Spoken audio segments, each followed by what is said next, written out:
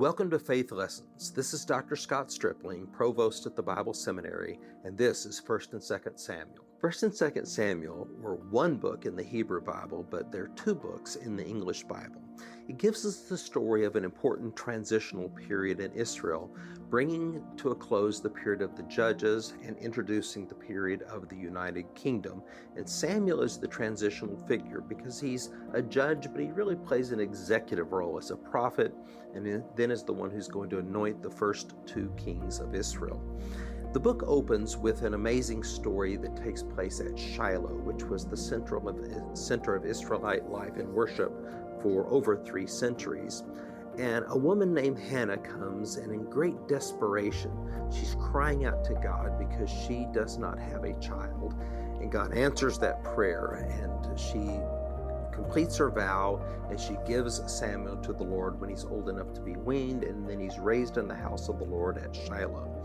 Eli is the high priest at that time, and his sons Hophni and Phinehas unfortunately are wicked, and God is not pleased with this. And ultimately, there's going to be judgment that's going to come on Israel as a result of it, when the Ark of the Covenant will be sent away to the Battle of Aphek at Ebenezer, and ultimately captured by the Philistines there. And this will be a sad day where Eli himself will die, and then Samuel will transition into a new period of ministry and leadership in Israel. The story then begins to take on a very important significance. The nation doesn't look to God, but they look for political help. And they cry out to God for a king, and God tells them, okay, I'm going to give you a king, but you're going to be sorry that you got this. And so they get Saul. And in the natural, Saul looks like he's the perfect leader. He's tall, dark, and handsome. And in fact, we read in 1 Samuel 10:26 that there went with Saul a band of men whose hearts God had touched. And so there was such hope in the nation at this point for Saul, but unfortunately he makes a lot of bad choices, and ultimately the kingdom is taken away from him and is given to David. Now, Samuel anoints David also, even though he'd already anointed Saul earlier, to be Israel's king. And so the house of Saul and the house of David, or the tribe of Benjamin and the tribe of Judah, we see a bifurcation of the two. Ultimately, David marries the daughter of Saul. This is part of his prize for defeating Goliath in the battle of Elah. And so it's a political marriage between the house of David and the house of Saul.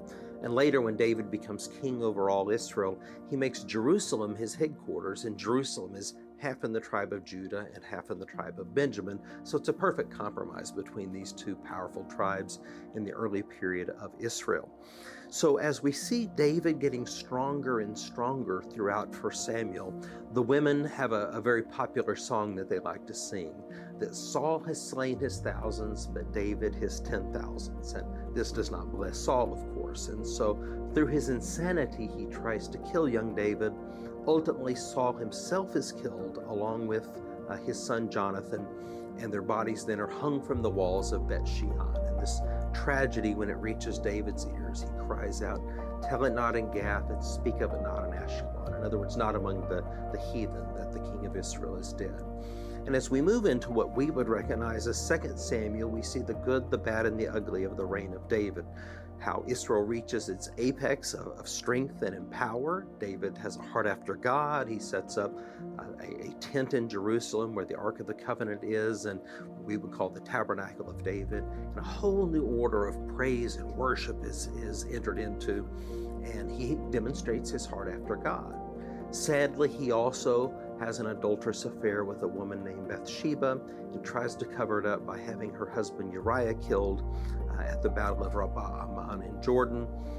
But being confronted by the prophet Nathan, David repents of this and turns back to God. And so we see within David the complexity of Israel, and really the complexity of our own nature, our proclivity towards sin, but ultimately how God looks to a man of a broken and a contrite spirit. And that's the story of 1st and 2nd Samuel. Thanks for listening. Stay connected with us at thebibleseminary.org and subscribe to this podcast.